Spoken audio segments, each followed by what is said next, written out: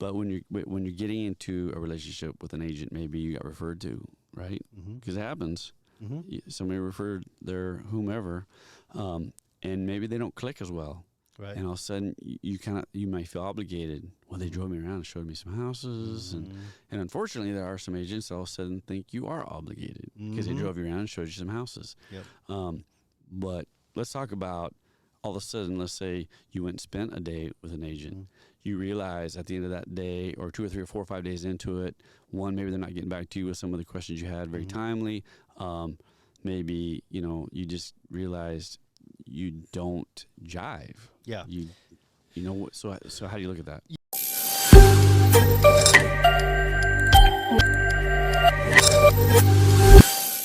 We're going to be talking about today how to avoid getting in a relationship with a bad agent or how to get out of one. Correct. Yeah? Yeah. Well, this is a little bit the opposite of what we went through on one of our prior podcasts about how to find a good agent. So some of it's just do the opposite. Right. But there are definitely situations that you can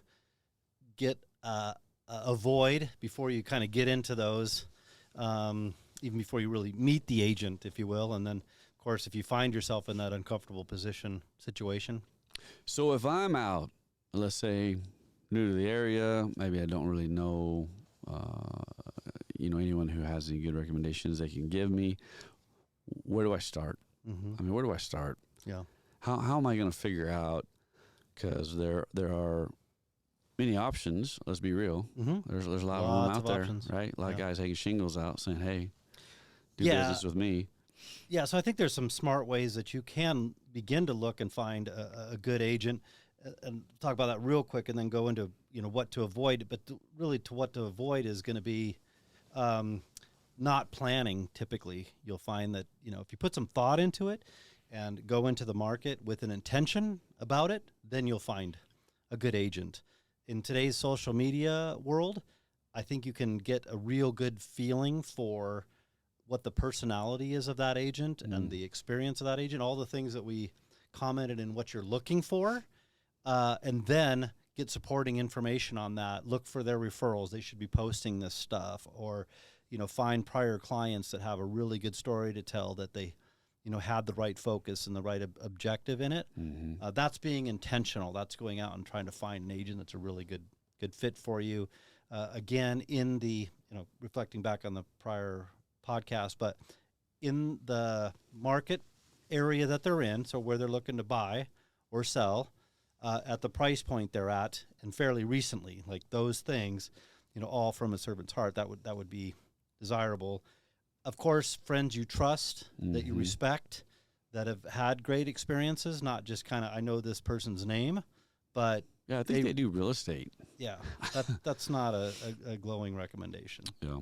Well, honestly, interviewing, like don't be afraid to sit down with a handful and get a feel for their personality and how they come across, how they communicate. Yep.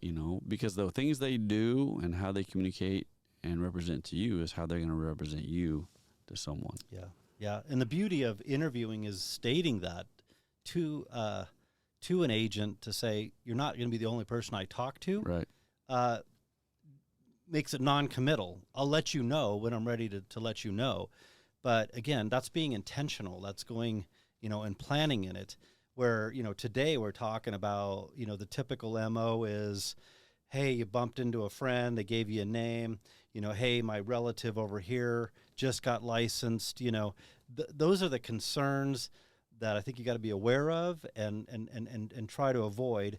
We were talking earlier today that, family members aren't always bad, but they can be if you're not aware of the dynamics and the things that can come up. And then now all of a sudden you've got friends or family that now things are really uncomfortable, Yeah, if you're going to go that route, because I've experienced where if you got to make sure of a few things. One, communicate very, very thoroughly and no assumptions. Don't assume anything when it comes to dealing with family and friends. Make sure you are very like, hey, this is what we're going to do. This is how we're going to do it. Do you agree? Yep. And this is how we're going to communicate. This is the expectations you need to have from me. It needs to be a very well thought out process, because it can be very hard on family and friends relationships. Yeah, and I think even preceding that is looking at the dynamic shift that's going to take place. They're not friends and family, just that capacity, but now all of a sudden they're your trusted advisor. Mm-hmm. You know, can I look at this person and respect them with this very kind of large, event that's going to take place?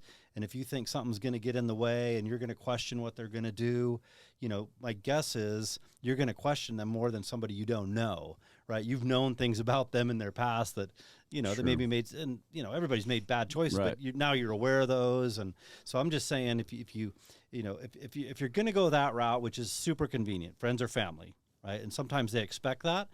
One, if you know that you're not going to do that, just tell them up front. My recommendation would be don't surprise them. Oh, look, they got a sign in their yard. Mm-hmm. Yeah, that's the worst. Or see them up on social media. I hired somebody, just tell them, hey, look, I know you're in the business, but my wife and I, or whatever, have talked about it, and there's a dynamic here that we want to keep our friendship intact. We want to keep our, the Thanksgiving dinners not non-awkward or whatever. So again, be intentional. If you're going to get in those relationships, how are you going to handle those relationships? Or you're not going to even get in that in the middle of that. Yeah, and I think one of the good things to kind of just, again, we're getting back to how do you, recognize a bad agent or an agent you don't want to be in business with. But with this particular topic of that area of this topic is, if you can recognize someone who is able to switch hats, mm-hmm. like, hey, we can just hang out, have fun, mm-hmm. but we need to talk business for a second. Mm-hmm. And they can put that business hat on, and all of a sudden they can go right into the business discussion. Yeah, and sometimes uncomfortable business. And it can be uncomfortable. Mm-hmm. But if they're able to do that, it could work. Yeah, If they have a tendency to kind of be floating back and forth a lot, it ain't gonna. It's bad. Yeah, and just know, there's things that as a real estate agent we're not going to ask, and don't necessarily need to know, that you will tell a lender that's super uncomfortable. But there are things that we do need to know, like mm-hmm. The real reason why you're doing this stuff, and sometimes that can get a little awkward. Right. So can I treat them with the respect in this situation? Yep. Is this going to mess with the dynamic of the relationship that we have? And can I be open enough for them to help me? We help best when we fully understand all the objectives, all of the surrounding, nuances of this thing we're trying to accomplish. So I would say, this needs to proceed trying to get out of that situation, because once you're in it, mm-hmm. then it gets real awkward. Yeah, it's tough. Yeah. So I'm not, neither one of us are saying don't work with friends and family. I'm just saying, like, figure out, does it make sense? And because sometimes you might have a new family member that just got their license and they're super excited to help you. You got to hit that head on. I say, is it because you're related to them, or because they don't have experience, or both? Like, just share it. Like, just be honest. Yeah, and understand there's going to be some learning process on both sides of that. And I think that's where my experience has been. If you do a deal with friends or family, really give feedback, communicate well, talk about how it's going. Again, expectations. That's the way it's always on the table. Yep. But when you're getting into a relationship with an agent, maybe you got referred to, right? Because it happens. Mm-hmm. Somebody referred their whomever, and maybe they don't click as well. Right. And all of a sudden, you might feel obligated. Well, they drove me around and showed me some houses, mm-hmm.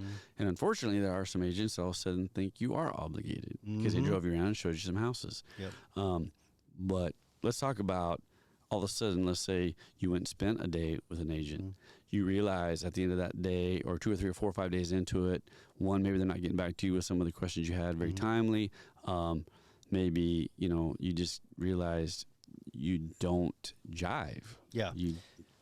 So how do you look at that? Yeah. Well, real quick. So back to the intentional part. The more intentional you are, the less likely that's going to happen. In my opinion, like, what's it, not only have they been in it for a while, so a friend recommended you or referred you, have they been in it for a while? Have they sold in this area? Like, as much as you can, but you're right. So now you're kind of in it a little bit.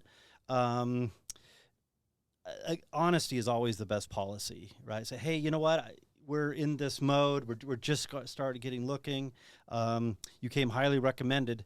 I'd like to chat with you. I'd like to get things started, but really, my wife and I are going to sit down or whatever and make a decision of who we're going to work with, because we take this very, very seriously. Right. So kind of the assumption I think for most agents is going to be we're in a relationship, because that's what agents would like, right? They don't want to be told that there isn't a good personality fit or they're not experienced enough or whatever. But if you open that up sooner than later, that hey, we're going to evaluate this, and then when we do make the commitment, we're going to make the commitment. Because what's going to happen is there is a point where that agent's going to ask for that commitment, and we have to. So that's a good piece of information. One is the Idaho Real Estate Commission wants us to provide you what's called a blue brochure, or an agency brochure that says this is the difference between a customer and a client, what that dynamic is. It's not a commitment or anything. It's just a receipt of acknowledgement, and we're supposed to give that to you at the first significant interaction. Correct. So don't freak out if they ask that. That's what we have to do. But really, a good agent that's running a good, healthy business sooner than later is going to want to know, look, I am valuable. I am going to offer a lot to these folks, and I would like to know that there is a solid relationship here.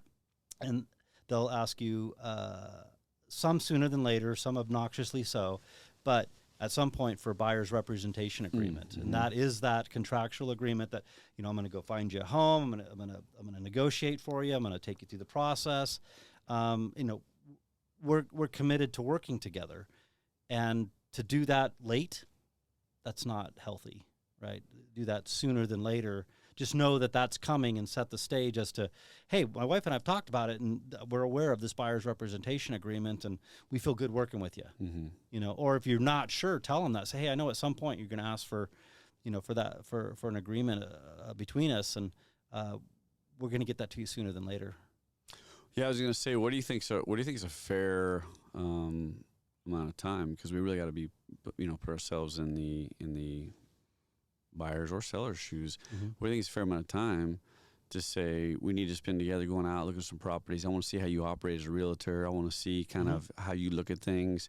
Different realtors based on experience, based on whatever, person can look at the same product and describe it different ways, or see potential that others can't. So what do you think is a fair amount of time so you don't all of a sudden, because I've seen that full court press where they want that, a realtor wants that really quick. Some won't even go show you a house without a buyer's rep. I'll be honest with you, I am on the other side of that. I am very the opposite of that. I'm like, if you want to work with me, I'm gonna hustle. If you ain't nobody gonna hustle me. I'm not gonna hold you hostage. I'm kind of the opposite. And some say that's unwise, but it's worked for me. Yeah. But what do you think is a fair amount of time so you don't all of a sudden? Yeah. Well, and I know why you're there, and you can be there. And the reason you can be there is because my answer to your question is it's not, in my experience, it's about the time that you spent. It's what you know about that person. And I know that everybody wants to make efficient use of their time, not, fumble around, not make mistakes. So my job is to instill in my clients as quickly as I can a sense of trust, a sense of value, a sense of honesty, and a sense of integrity as quickly as I can. These people want to assess all of those things very quickly. If an agent's good at doing that, it'll happen very quickly. If an agent is maybe a little more introverted, or you don't quite know, it may take quite a while to figure all that stuff out to say, yeah, this is the agent I want to work with. So, if I'm talking to agents and mentoring, coaching them, that's my advice to them is share who you are. Let them make an assessment of who you are as a person and as a real estate agent sooner than later, so that they can make that decision. Yes, you'd likely like to work with them unless there's some big conflict or whatever. Sure. But my guess is that sooner than later you would like for them to make that mental, if not written, commitment to you. So an agent, like we're talking about, that you'd want to avoid a bad agent is one that hasn't spent enough time with you to understand kind of who they are, get a feel for their character, their personality, kind of, how they look at things, because little things, how organized they seem to be, how quick they are, right? So those things in that will be red flags. But if all of a sudden they're pushing that paperwork on the front side and you haven't gotten that feel, that's the time to take a step back. Could be an agent that's going to be thinking transaction stuff, not what really is best for you. Yeah. So, in a world of convenience, let's use the lead generators like, the Zillows and the realtors of the world, or, what have you, make it super convenient, which is nice. But then you're kind of thrown into the mix. You're an hour or two later, the next day, you're face to face with an agent that's done something for you.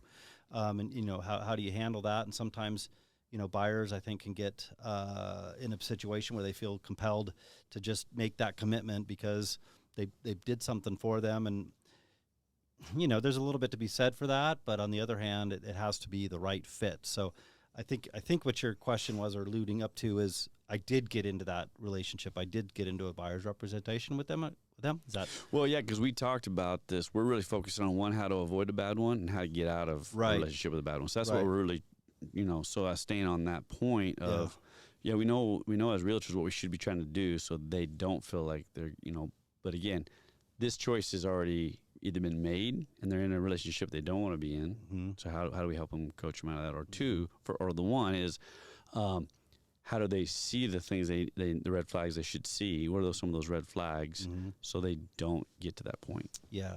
So there's a lot going on there. I think the intention, like I mentioned, be intentional about going into looking at real estate, not just haphazardly, not just on the fly. And then how do you move forward with that intention, avoiding the pitfalls of just kind of bumping into somebody, I guess, for lack of a better, way to pick up an agent. Again, my aunt is, my friend is, those kind of things, or somebody showed up to open the door for me.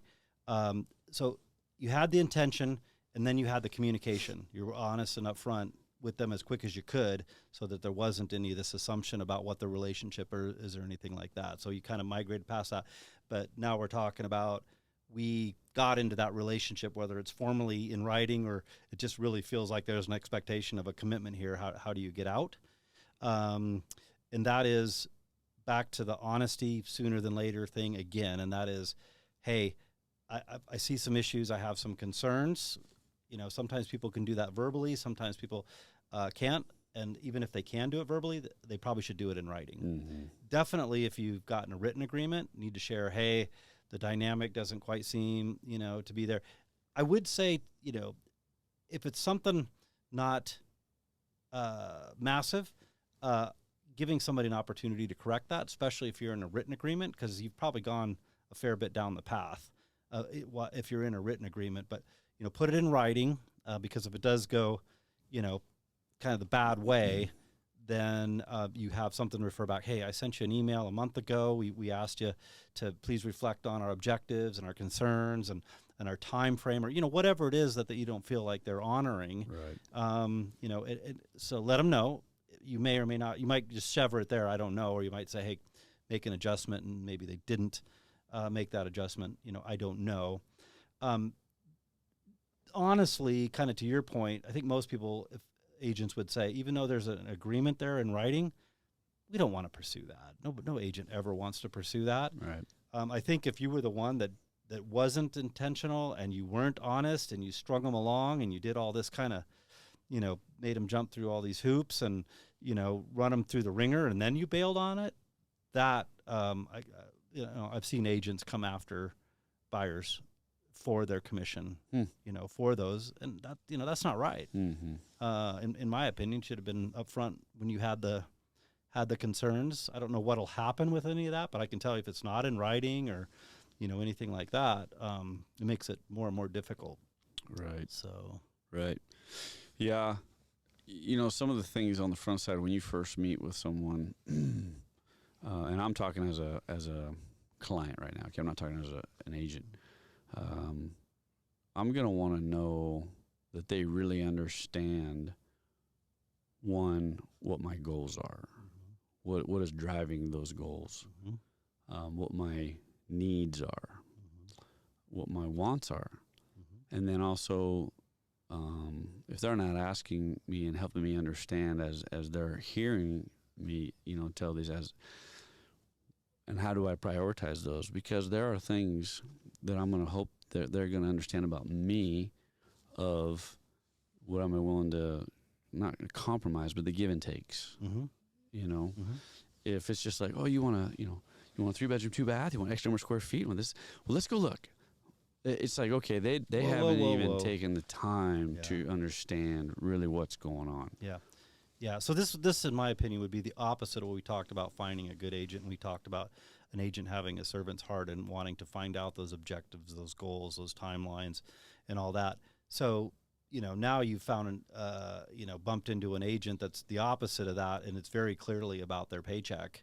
It's rushing things. It's not hearing you out. That's the scenario about my agent doesn't listen to me because they don't want to. They want to accomplish their objective, and that is to help you find a house quickly and get it under contract and get it closed. Get to the next one. Yeah. So identifying that things seem super rushed. They're not sitting down and asking me more than just superficial questions, and they're not repeating back to me the answers that I gave them to make sure that it maps, and even to some degree, a little reality check as to, are those expectations, objectives reasonable? That's an agent that you would like to go, whoa, I'm really kind of hearing it. And sometimes we may not push back because we know it's a evolution of the acknowledgement of reality within the market. Like, that's not, that size house on that size lot in that budget in this time frame. Anyway, so there's some things we just let unfold as time goes by, but there's some things that, an agent would need to say, So I think what I mentioned last time is, it shouldn't be easy with the agent. They should be really trying to hone in on what you want, asking you hard questions and things like that. So if it's super easy, here's 5 homes, let's get in the car and let's go see it type stuff. Right. That's probably an agent that's wanting to make things happen sooner than later, not for your reasons. Right. And on an agent's defense on that, like, there have been times where they don't even know. They just know they really love the idea of buying something in an area that seems beautiful. Mm-hmm. And so you're like, all right, well, let's go look at a few, get a feel for it, and then I'm going to be able to start telling about your responses. Now, I'm just talking agent side right there. But again, today we're talking about, identifying an agent you probably don't want to work with, some of the whys. Mm-hmm. We just hit on those. Are they really understanding you? Are they really spending time getting to know you? And what's the driving forces behind this decision? Mm-hmm. Big decision. Right. And then some of the other things is, how quick are they trying to get you to commit to something, and you maybe still don't know them. Maybe they've asked you a lot of great questions, but do you know them to feel comfortable with them, And sometimes that means spending a little time, maybe out looking at a place or two, to see how they present it, what they don't. Because it always baffles me. I think of when I go and look at homes that have been listed by an agent, and you go to walk through the house, and you start asking about how things work, and where is this turn on, and where's that turn on, and where's this, and where's that. When the agent doesn't know some of the basics of how that home operates, and where's the on-off switch, and how do you, those are like, okay, that agent who is representing that seller really didn't at all do their homework to understand what they're trying to help sell for those people. Mm-hmm. They just went through the motions. Yeah. Yeah. There's my, Yeah, we're trying to cut those down to a minimum for sure. But so there's things that you can look at up front. There's times when you're going to get into bad situations, and how do you recover from them, for sure. So I think it's just, it's going back to the basics. It's, are you planning to do stuff? Are you being intentional about what you're doing? Are you asking the right questions? Are you being honest about where you're at? Those kind of things, and then find the depth of where you're at in that relationship, and go, okay, now I got to course correct. Because sometimes people will just say, you know what, I'm already with them. I feel bad, stepping away or what have you. But my guess is if it's already going bad, it's not going to get any better. Here's one thing that I have seen firsthand. I refer some great people to an agent in another area that I was too far away from me. I know the area. I could have done it, but it just didn't make sense. It wasn't best for them. Mm-hmm. Hey, I know someone, been friends with them. I really didn't know how they operated as an agent, but they were a great person. Mm-hmm. doesn't mean they're a great agent. Right. Referred them. Here's what happened. The agent spent so much time talking, telling them everything he knew and how they should think or feel. They were just so turned off. I really believe a great agent asks a few questions and does a lot of listening. Mm-hmm. Doesn't sit there and tell you everything that they know. They ask questions, ask a lot of questions, and then do a lot of listening, and then they start providing things of what they're hearing, and they get clarification on, this is what I hear you said, here's where we're at, and then maybe ask some hard questions in that. Yeah. So we talk a lot about providing value, and I'm all about that. Like, let's provide value to our clients, but it's got to be value to you in your situation, in your circumstances that makes sense. So sounds like that agent you referred just maybe was throwing up on them about, trying to either provide value or, maybe pushing them through. I don't know, but really it's a servant-hearted agent that's listening to what you said and then presenting value about that, not just about everything. I mean, there's something that I don't care about that. Why are you fixated on that? That's so low on the totem pole of things that I'm concerned about. Well, here's an example of that. The market knows, the agent knows best about the market per se, meaning they'd be like, well, I kind of like this house over here. No, here's all the things why you shouldn't like that. But maybe you need to let them explore that and experience that. You can provide some things to be, here's some things to be heads up on. Mm-hmm. But I never make decisions for people.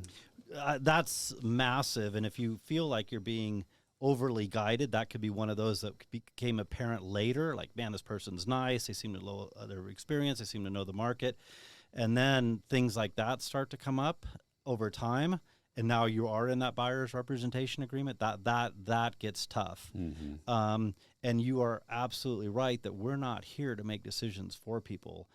Even if we think it might be a bad idea, there might be other extenuating circumstances that haven't been shared with us that are being factored into this that bring it all together. So yes, we do say, hey, here's a consideration, here's a concern, here's a whatever, and then that's information. It's not a decision. I'm not here to, you're an adult. By virtue of you buying a house, you got to be an adult. So it's literally offering the pros and cons, saying, here's all the things we know that are great. Yeah. Here's some things that could maybe be challenging, tough, or just flat out you won't like. Yeah. You got to be aware of them, though. Yeah. So you're speaking to exactly a good example of what I talked about later. Is you did get deep into that relationship. You did spend a lot of time together. Right. You were referred by somebody you liked, and now you've got a written buyer's rep. You're contractually obligated. Now what do? That's talk to them and or preferably both send them that email. Hey, we like working with you, but we feel like you overstep your bounds a little bit. However you want to term it, to say this doesn't feel good for us. We appreciate your concern, but give us the information and we'll make that decision. Then if you're going, a couple days, a week, a couple weeks later and still the same thing, and you're like, this doesn't feel right, then you've got it in writing and you're gonna gracefully, hopefully bow out of that situation. The worst thing you could do is ghost them, saying, I'm just not going to return their call. I'm going to disappear. Because a couple things happen. My guess is when they get introduced to another agent because they ghosted the first one, and they get asked, do you have an agent? What are they going to tell them? Right? They can tell them no. Guess what? They have an agent. Mm-hmm. Mm-hmm. They didn't terminate the last one. They didn't send them. I've seen that. Yeah, I've seen that. They didn't send them the email, the notification that says, hey, we gave you a chance to remedy kind of this. We've concluded that this relationship isn't working for us. We're going to put this behind us. Right. So now when you're working with this other agent, and you could say, no, we're not working with anybody, because sometimes the inclination is, no, we talked to somebody before, but we're not working with them. Like, yeah, you were contractually obligated to that person. So then they get out there, and guess what? They help find you a house, that new agent, and tell me that the first agent is going to be upset and aren't going to be potentially causing a lot of static, a lot of interference, a lot of problems with wanting to get paid. Yeah. So what you're basically saying is there is a responsibility on the client to communicate well when it's not going the right direction and it's not going well, and they want to change, want to switch gears. They really need to communicate to whomever they're dealing with and working with. Like, and again, in writing is best. That says we need to, part ways. Yeah. And I want to go work with someone else. Well, that's a relationship thing. That's a human thing. That's a respect thing. Like you should do that anyway. But really, when you're talking about contracts and obligations, you definitely got to take that stuff into considerations. I'm just sharing with you, that, I don't know how big of a problem that's going to be for you as a buyer or a seller to be in that situation where you kind of lied to somebody about the relationship that you had with a prior agent. Could it potentially blow up the deal of your purchase? But certainly the agent that's now the second agent that's been helping you is in a very precarious situation, because the first agent's going to say, hey, here's this buyer rep I got. It didn't expire for another 2 months. And you know what I mean? So now you've liked this now new agent, and they've helped you, and they might lose their entire commission and or be asking you to help contribute to that commission. I mean, it just gets all kinds of ugly. I don't know how that's going to play out, but not well. Right. Yeah. Again, if you have an agent that you want to part ways with, and they're acting like, they shouldn't, you shouldn't, because they feel like you owe them, right? They showed you some houses. I spent multiple days with you. Now you owe them. I don't know. In my experience is even if I had spent time with somebody and drove them around, that's just part of what we do. That's just part of the game. Now, if we had done taken a lot more steps on particular properties, and then all of a sudden they're acting like, hey, I want to get out, and for whatever reason, and then they go back and go to make an offer with another agent on that same property, I would have a problem with that. But honestly, that's just the name of the game. We're going to spend time with people, and again, the communication, understanding each other, going through having those intentional conversations. It doesn't really have to. You don't really run into those situations. I haven't, but an agent who says, "Well, I drove you around for a couple of days. You owe me." You don't. Yeah. So back to your point about what you were saying is, I'm okay without having that written commitment, and that's because we are in the situation where I think all agents should aspire to put themselves in. Is these people are going to fight tooth and nail for you. This I love working with DR. He's taking good care of me. He's hearing all my objectives, and he's helping us walk through the process. They're not leaving you. Why would they? You know what I mean? As long as you know what type of property you're looking at in the area, and you're not dropping the ball, but they're going to fight that. They're going to fight to make sure that you are the person that they work with. So, those types of agents could essentially go through the whole process without asking for a buyer's rep. You have to have one on file for when you do submit the contract. The Idaho Real Estate Commission is going to require you to have that contractual evidence of that relationship. So you're going to have one then. But the best agents, I think, could go through the whole process knowing, pretty darn confidently, if not in a guaranteed way, that these are my folks. These are my buyers. These are, we become friends, and if not to some degree, family. But that doesn't always happen. You might have that agent. I showed them 3 homes, and now, I'm going to pressure them to give me that buyer rep. Or if I do see that they bought the house, a couple doors down from the one I showed them from another agent, and I'm going to be ornery about it. It just cause a big stink. Right. Anyway. Yeah. That's my take on it. Yeah. Yeah. I and even working with agents working with other agents, and they give you a little bit of information on something maybe you didn't know. And they say, oh yeah, well, by the way, here's some things, I've seen where they feel like you owe them because they gave you a little bit of information on a piece of property that you were looking at. And I'm more of a, pay forward kind of mentality. Like, I just want to help people be successful, do good things, help, achieve their goals, because that's going to come back around. You don't owe me if I share something that's going to help you. You don't owe me. You do that for a friend. I think later on there's going to be a time where it's going to come around, and, I'll be blessed for it. Yeah. Yeah. Well, we've talked about a lot. I know it's kind of an awkward one. It is a little bit. but I can tell you that this is a conversation, if you listen to and you incorporate, it'll save you a lot of heartburn, because the things that you're not also aware of sometimes is that bad agent can cause all kinds of problems. You know what I mean? Like I overspent. They weren't watching out for my best interest in the condition of the home. They didn't recommend a warranty. There's other things that we as agents should push back on, like for buyers against sellers. Say, hey, I want these things, these reassurances. But if an agent doesn't recommend it to make sure that the transaction goes through more easily and smoothly, that'll cause you a lot of grief. So you have to avoid those bad agents. You have to be intentional about finding a good agent, in my opinion. So. Yeah, and here's something that I probably wouldn't have a ton of agents agree with me on. These days, referrals, let's say written referrals, okay, that are out there on the internet. I don't buy into those much anymore, in the sense of I want to find out who the person is, what their style is, how they communicate, because you're not just looking for a name. Well, and sometimes the more seasoned ones that have the most amount of referrals may not have the time Too busy. to really give you that you need or want. So there's the balances of those. There's a balance of that process and how you go about looking at that, and what you really want. So there are options.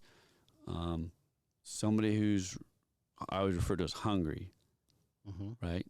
They're going to bring their best. They're going to bring their best. Yep. But then sometimes you may need the seasoned veteran because you're really comfortable with what they know, and they know in the area. They know the ins and outs. They know how to negotiate. But they're beyond capacity. Right? So there's pros and cons on all those. You go, somebody's real hungry, maybe they lack experience. Again, in the end, it's who's providing me the information I need to help me make the best decision. Yeah. Like we talked about that hungry newer agent, if they have a good team around them, right, that they're bouncing ideas off of, getting information from. They're not the wise ones, they're not the experienced ones, but they're working with, agents, associate brokers like myself to give them that. Versus the very hyper experienced agent that's got a ton of volume that's not available for you, and you're a number. It's like, yeah, they check a lot of the boxes, but and they know a lot of information. Or someone in their team is the one always getting back to you, and you don't rarely hear from them. Right. That's, that lacks that personal touch. Yeah. One of my, focuses, and I tell my clients as soon as I can, is if I'm talking to you and we're walking through the process, it's because I have capacity for additional clients. If I don't, I'm going to refer you out to a good agent, because again, this in large parts me is client satisfaction. It's emotional currency of taking good care of them and them being happy with that. It's repeat and referral business. If you're not available, you're too busy, that's not accomplishing that. So, those would be other things you would need to look at. It is, do they have enough capacity to help you? Some will tout, I got all these transactions going on, and they make it sound like they're a big deal because they're a big deal, but you're not a big deal to them. Right. That's not a position you want to be in. Right. Sometimes getting the most successful or most preferred name may not always be the best fit for you. Right. Because even if they are, and even if they have a team, it takes a lot of dedication, a lot of commitment to scale your capacity beyond yourself to your team, and have your team be able to take care of you at the level that successful agent did, because that's how they got successful. So I'm just sharing. Right. There's a lot to think about, but I think you can figure out a lot of that stuff up front before you begin to get too deep into it and go, oh, that's what Jerod and DR were talking about. Well, and you want someone, in the end, there's a lot going on here, but that's why you get an agent. We keep it simple. We keep what's important on the front side. We organize the information. We present it in a way. Our goal is to keep the stress down. We're not supposed to be adding stress. Right. And talking about things that may come. Here's something that may be coming, may be happening in this deal. We need to be thinking about this, giving you time to process, to decide, instead of springing last minute, right? Obstacles. Yeah. So we talked about it in the what to look for in agents. Our brokerage does have definitely a really great national presence, and even to some degree an international presence. So if you want us to vet, certainly if you're moving into our market, we'd love to help you. But even if you're moving into a different market and you want that referral, we'll go out and do the legwork, not just find a name, not just find a number, phone number for you to talk to, but literally, are they a good fit personality-wise? Are they, familiar with the market that you're in, the price point that you're looking at, the type of home you're looking for? We call product, like looking for condo, townhouse, farm, ranch, agriculture, what have you. So we'd love to help. Absolutely. Yeah. So was there anything else you were thinking kind of from the client, buyer, seller perspective that you would want to know about getting, not finding a bad agent or getting out, or you think we covered everything? No, I think we covered it pretty well. I would say the biggest thing is even though sometimes people get really excited and they want to move quick, don't get in a hurry on choosing your agent. Don't get in a rush. Just spend a little time, step back, and allowing that.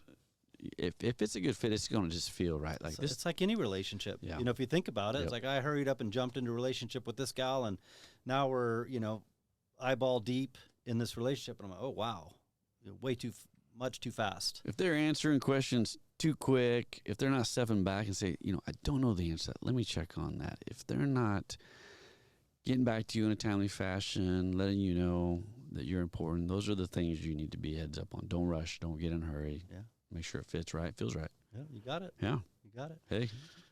All right. Well, another great episode. If you stuck around, we appreciate you listening.